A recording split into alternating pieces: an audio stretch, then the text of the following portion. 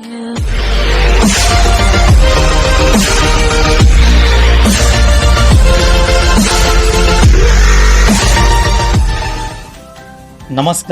मैं Bhalke sir perfect mind and brain programme की workshop से आपके साथ बात कर रहा हूँ। कोविड-19 यानी कोरोना क्या आया और हमारी भागदौड़ वाली जिंदगी पूरी तरह से थम सी ही गई। पूरी दुनिया में हर एक देश ने लॉकडाउन करने का फैसला लिया, जो कि बहुत अहम था। हमारे देश के प्रधानमंत्री मोदी जी ने भी कोरोना का मतलब देशवासियों को समझाते हुए 22 मार्च 2020 से कोई रोड पर ना निकले ऐसा कहकर लॉकडाउन घोषित किया और हम अपने अपने घरों में कैद हो गए। अब हमारे पास एक ही काम था, बस खाते रहो, सोते रहो और टीवी पर आने वाली कोरोना की खबरें को सुनते रहो।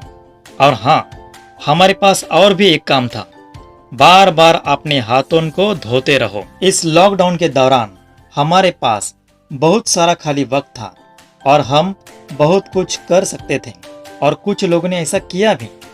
बहुत लोगों की सालों से किताबें पढ़ने की एक मंशा थी। इस भाग दौड़ वाली जिंदगी में किताबें पढ़ने की फुर्सत ही नहीं मिलती थी। अब मिली तो लोगों ने इसका खूब फायदा उठाया और जी भर के किताबें पढ़ी। मैं भी अपने लेफ्ट हैंड से लिखना सीखना चाहता था और इस लॉकडाउन में भी मैंने वो सीखा। कुछ लोगों ने अलग अलग स्किल को सीखा तो कुछ लोगों की अलग ही परेशानी थी। उनके पास खाली वक्त तो था पर उसे बिताने के लिए उनके पास कोई काम नहीं था। तो ऐसे लोग बहुत परेशान रहने लगे, बिखरने लगे, टूटने लगे। खालीपन उन्हें खाने लगा। घर में बैठे बैठे एक दूसरे की खामियां निकालने लगे और कुछ घरों में बहस होने लगी। कभी अपने मन को शांति से रूबरू करने के बारे में उन्होंने कभी सोचा भी नहीं था। तो ऐसे लोग उलझे और डिप्रेशन का शिकार होते गए। इनमें से ही कुछ लोगों ने इस खालीपन और डिप्रेशन के कारण खुद को खत्म करना ही बेहतर समझा, जिसे वह कभी करना ही नहीं चाहते हो। आखिर क्यों करता है इंसान अपनी खुदकुशी? क्या उसे अपने ही मौत से डर नहीं लगता है? तो ऐसा क्या होता है उस पल जिसमें उसे जिंदगी से इतनी नफरत होने लगती है? तो आइए जानते हैं क्या होता है ये जानलेवा डिप्रेशन। हाँ, जानलेवा डिप्रेशन। डिप्रेशन का मतलब होता है मन की निराशा, अंदर से पूरी तरह से टूटना, बिखर जाना, बिखरना, एक नैराश्य से भरा पड़ा अकेलापन, लोनलीनेस फीलिंग्स, यूं कहे डिप्रेसिव न्यूरोसिस या कहे डिप्रेसिव साइकोसिस। उस व्यक्ति को अंदर ही अंदर एक बेचैनी, घुटन यानी एंजाइटी महसूस होने लगती है। व्यक्ति चिड़चिड़ा सा हो जाता है, बार बार उसे गुस्सा हो जाता है, अपने आप को अंदर से वो खंगालते रहता है और ये पल उसे बहुत ही तनावदेह होते हैं। ये सारी नेगेटिव भावनाएं हैं जो एक नेगेटिव सोचने से शुरू हो जाती हैं और एक के बाद एक चेन की तरह चलती रहती हैं। उसे अपना भविष्य अपने ही आंखों के सामने टूटता हुआ, बिखरता हुआ नजर आने लगता है, जो कभी उसने बहुत ही खूबसूरत से फुर्सत से संजोगा था। एक खालीपन, अकेला, हरा हुआ होने का एहसास दिलाता है। उसे कोई सहारा, उसे कोई रास्ता नजर ही नहीं आता है। इससे उसके स्वाभाविक व्यवहार पर बहुत ही बुरा असर होने लगता है। मन का टूटना वह शरीर के हर स्तर पर महसूस करता है। कुछ नया करने की चाह ही नहीं रहती।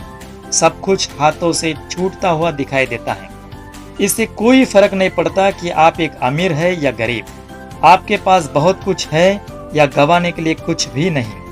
आज तक कितने ही लोगों ने खुदकुशी की है, फिर वह चाहे डॉक्टर हो, इंजीनियर हो, कमिश्नर हो, किसान हो या जीने का सही मायनों में तरीका सिखाने वाला एक्टर सुशांत सिंह राजपूत न हो। सब ने इस डिप्रेशन के सामने अपने आप को हमेशा से ही कमजोर महसूस किया है। क्या नहीं था एक्टर सुशांत सिंह राजपूत के पास? नाम था, शोहरत थी, पैसा था, कामयाबी थी और वो भी कम समय में। इतना टैलेंटेड और होनहार शख्स था वो। यूं कहे कि वो एक उभरता हुआ बॉलीवुड का चमकता हुआ सितारा था, जिसने छिछोरे जैसी फिल्म में एक ऐसे बच्चे के पिता का किरदार निभाया था कि जिसे सुसाइड लूजर के बाद भी नागवार थे।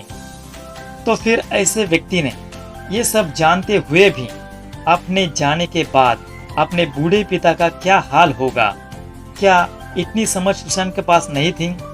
बिल्कुल थी। फिर क्यों?